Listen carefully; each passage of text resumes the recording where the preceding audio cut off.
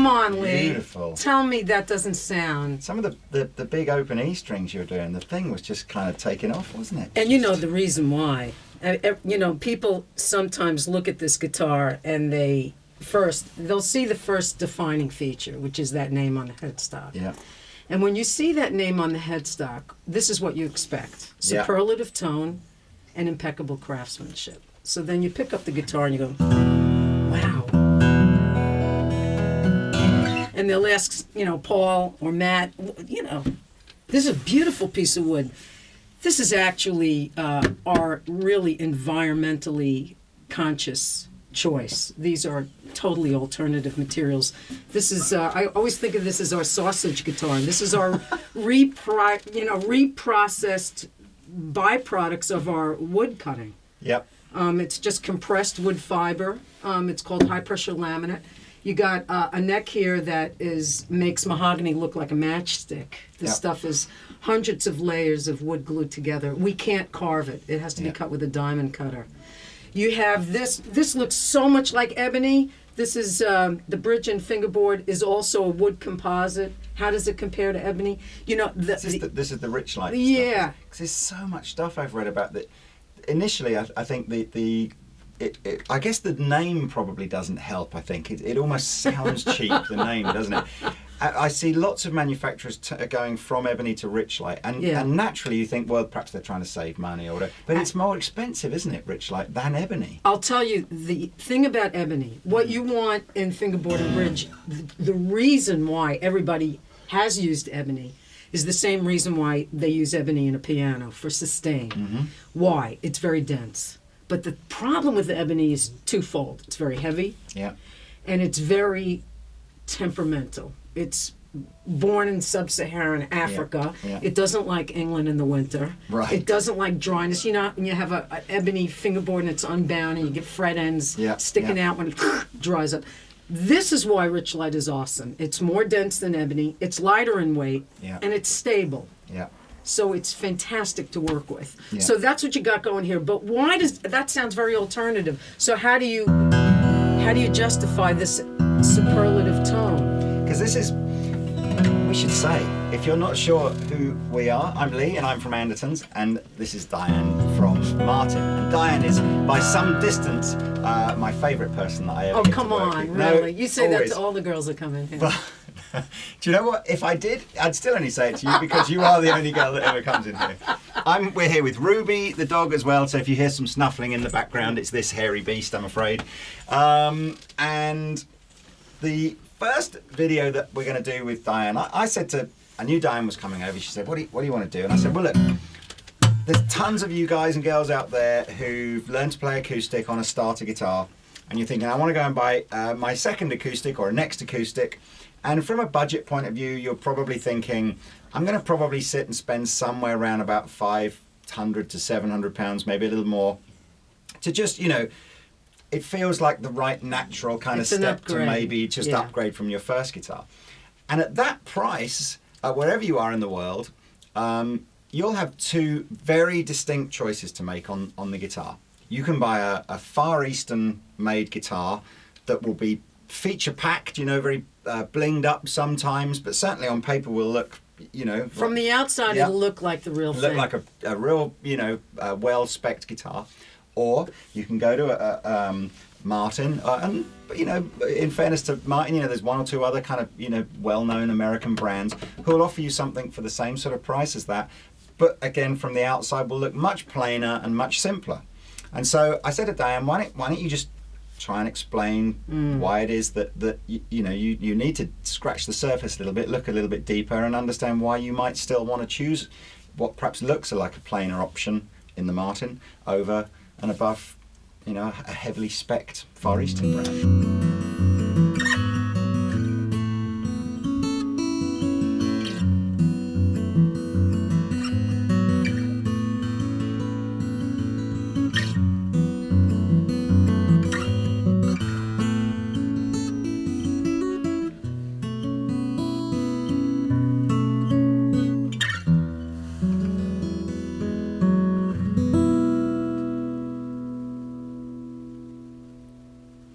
for a player, the most important aspect for me anyway is tone.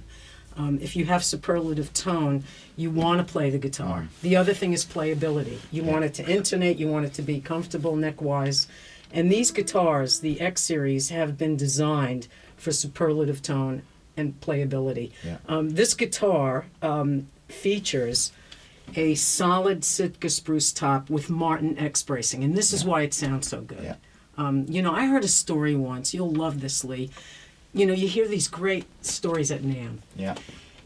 Torres, the famous luthier from Madrid, built the most perfect, this is in the 1950s, built the most perfect guitar, cedar top, perfect, lattice bracing, it was awesome, and he made the back and sides out of paper mache. To prove the point that the most important feature on a acoustic guitar is the top. And you know, we invented X bracing in 1850, so we're very good at it. We've had 165 years of practice.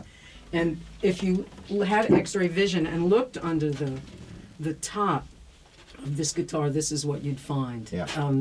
It's all hand done. These are all hand glued and hand carved. And the other aspect that's superlative to me about this is the way we connect the body to the, you know, the neck to the body. The neck to the body, this is where you get a lot of bass response. And this is where you can really A-B at Andertons an X series with any other guitar in its price range and hear the difference in the bass response. And not only is the neck response unbelievably important for sort of tone, it's also, because of the way Martin do it, it's also one of those things where just, you know, the craftsmanship and the time and the skill to do it, because just a millimetre wrong one way or the other, and the whole feel and action of the guitar changes completely. This is the thing, you dead on, because, you know, the neck joint is what really gives you intonation and playability. This is really affects the player. They actually patented this called A-frame bracing for obvious reasons.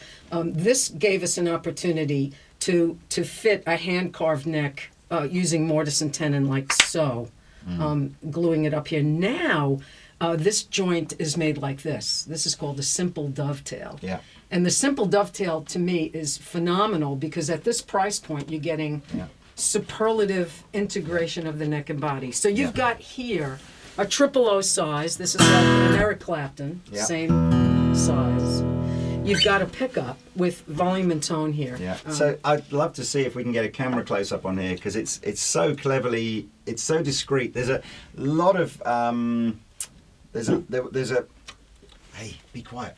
There's a lot of back in the 80s and the 90s, you know, it was normal to have a great big chunk of the side of the guitar kind of cut out to put the preamp in. And I think as acoustic manufacturers have sort of moved forward, they've gone, we don't really want to be cutting big chunks of wood out if possible. So you get these great discrete kind of preamp systems that are fitted now that mount volume up underneath.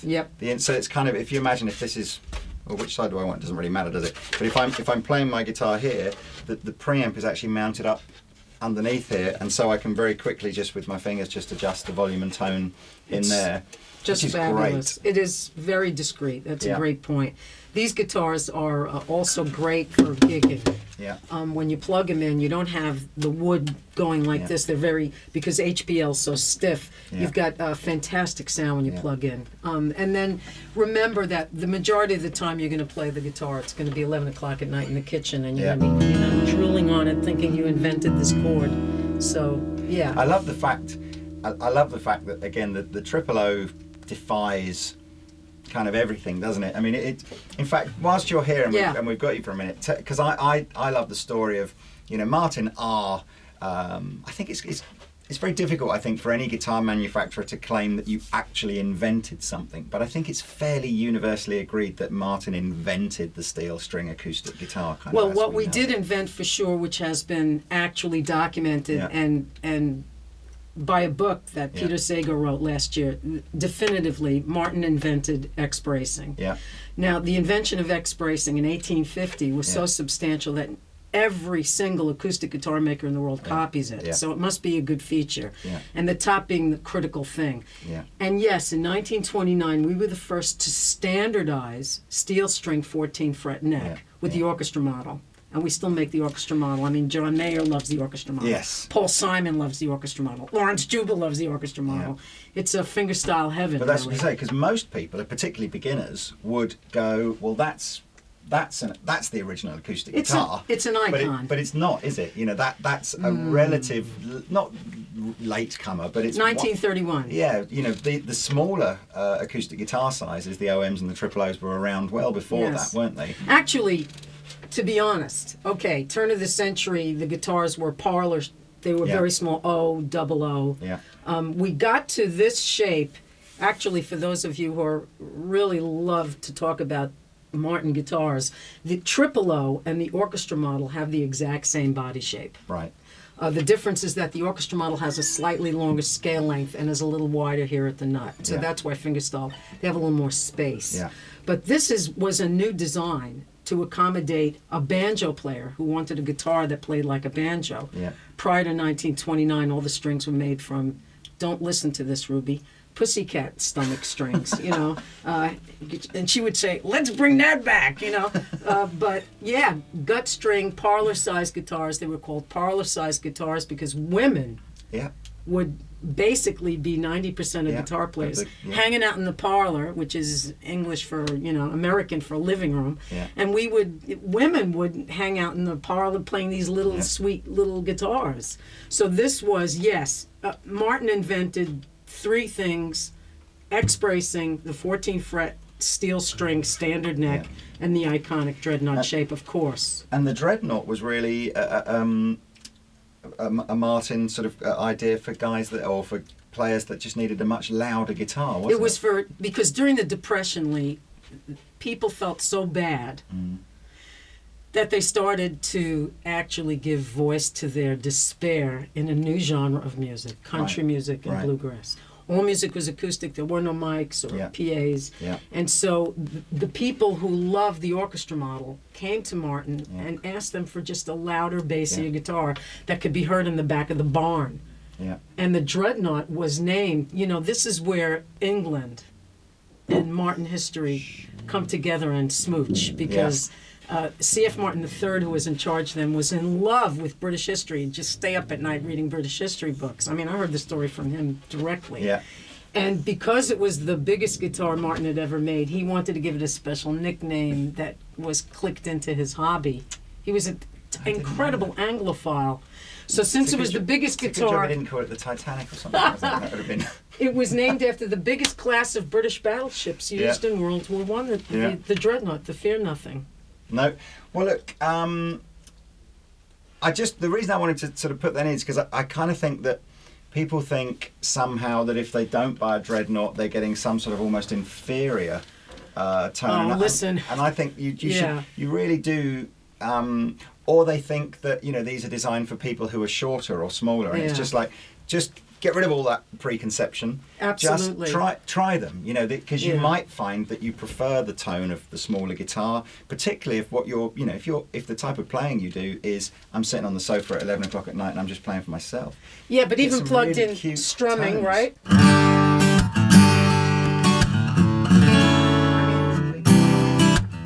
You can drive the top. Do you want to just let them hear the dreadnought Absolutely. just for a strum? Yeah. Hopefully it's in So, tune. dreadnought. Well, that's okay. We'll just give it a quick check, you know. These strings I love too. These are your Martin Lifespan. Lifespan, yes.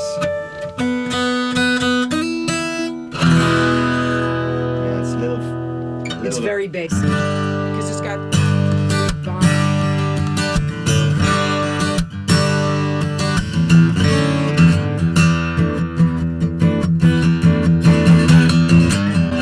So I mean, you can really, great. Yeah, you can drive it. And remember that this is a guitar that's a great tool for a songwriter because it's inspiring. Yes. Because you want to play it. You know, essentially, to me, a Martin guitar is like an orchestra, vibrating against your body. It's pretty. I think we're lucky as guitar players because it's one of the few instruments that is, you know, it is an everything. In, you know, so it probably even. I don't know, piano players, I suppose, is the closest thing I think you're maybe going to get in terms of that feeling of like... It's not very portable, though. Not very portable. And even that can't quite do all of the, You know, Nuance. you've got every single note in the world on a guitar, haven't you? Because of all the bends and everything. So you know, unlike any other instrument really on the planet, that it just is, as you say, it's your own orchestra. Isn't I'll it? tell you something else about these guitars that I really appreciate. The finish on them is a satin finish. Mm-hmm. Like the gloss, it's porous. Yeah. It allows the wood to move and vibrate, and these guitars will improve over time because of that, because the top is being driven. One of the things that is very important to remember is that when you're playing the guitar, you want it to be somewhat easy. That's the real reason why people start to upgrade. Yeah. Is because, you know, they're tired of, like, after an F chord, they're like this for a half an hour. They want it to feel good, but they want it to and when it sounds good, it's so inspiring that you want to play it more and more.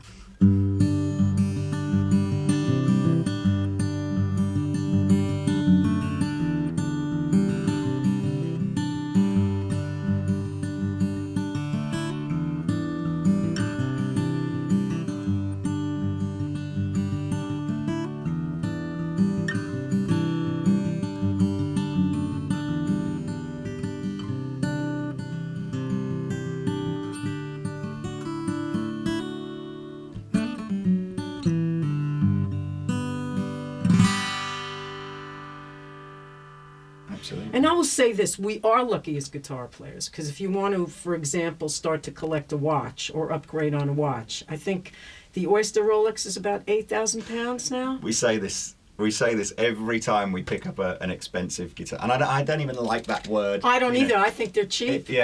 Every time we pick up a guitar that is at the top end of a manufacturer's catalogue, and people go, "Oh, I couldn't spend 5,000 on a Les Paul or a PRS or a Martin," and everything like, you know, my playing doesn't warrant it or whatever. That drives me straight to crazy. And you just sit there going, I mean, I just in Guildford. So in Guildford, there's a couple of guitar shops. You know, obviously Andertons and another smaller one. And we have a nice selection of expensive guitars, and people drive for miles and miles around to come see them. And then, but if you walk up Guildford's High Street, you know, the shopping street, there are 4 Rolex dealers on the high street. So I'm sort of, you know, and their watches start kind of where our guitars finish almost. I know. And you do sort of go, oh, well, the other one was, the other day I was at a meeting, and a managing director of another big music firm came to the meeting, and he was late, and he drives a flash car, and he'd had a puncture on the way in. So he'd had to go to the authorised garage. He broke a string. And he had to have 2 tyres replaced. Wow. And 2 tyres replaced on this flash guitar was more expensive than any of the guitars that we've got hanging up on the wall. And that's the next video we're doing. We've got some expense. And you just go, what is that? But so I know, because people don't understand. I know. And part of the reason why people don't understand is because since the 1970s, there's been an influx of a plethora of cheap GLOs, guitar-looking objects,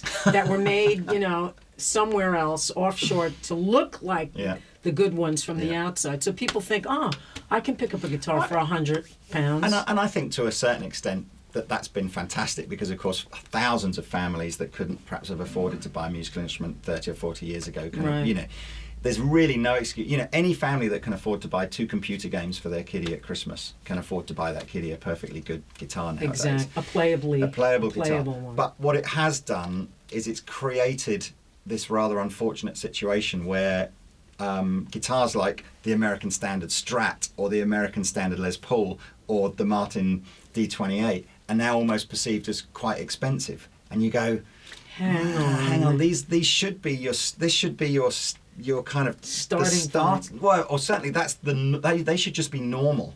I agree. Expensive. Of course I agree. The other aspect, of course, is that these are heirloom instruments. Yeah. They improve in time, they get better sonically, and they appreciate. Our guitars hold their value better than any other acoustic guitar in the industry. That's, to me, you're buying something that's...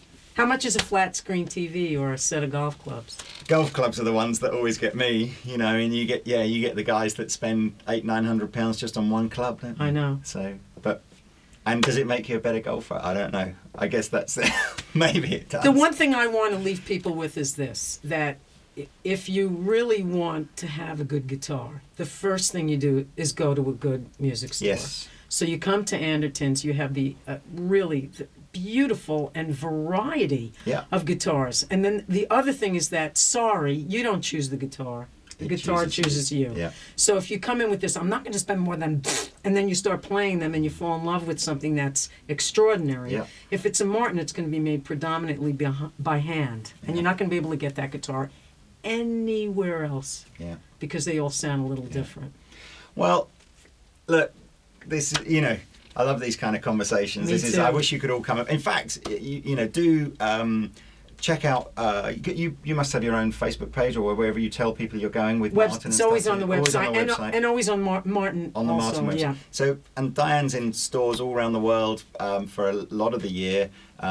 She's going to be in Andertons this afternoon, but this video won't go up in time for you to see that. But anyway, but you got to meet Diane some point. You know, it's an education. You will never come away from there not knowing something that you didn't know before, if that makes any sense. And so anyway, the last thing we didn't really say, of course, these fabulous X series guitars we've just played here, they come in different shapes and sizes. With a pickup. Yeah, with different sort of different backs. So you know, rosewood and mahogany kind of finishes on them. Koa, they've done more recently. And this is a perfect photograph of rosewood impregnated on the HPL. Yeah. And in terms of what they're going to cost you in the UK, typically you'll find these guitars hanging on the wall for sort of £500 to £600. So very, very much as a viable alternative to, as I said, some of those Far Eastern models. And the that other we thing talked is, this is a sustainable green choice. Yeah. Okay? And if there's anybody out there who has a D28 and they don't want to go to the pub or the folk club with it and plug it in, this is a perfect option. Yeah. It's a guitar that's very, very stable, and you know, you could pour a beer on it. It likes beer, especially English beer. So, you know, these guitars are fantastic workhorses. So look, I'll put in, if you read the description section below, I'll put links to where you can find out more about Diane and more about these amazing guitars. So go and read that. But for now, thank you very much for watching. And of course, thank you very much for Diane coming in, and we'll see you soon. See ya.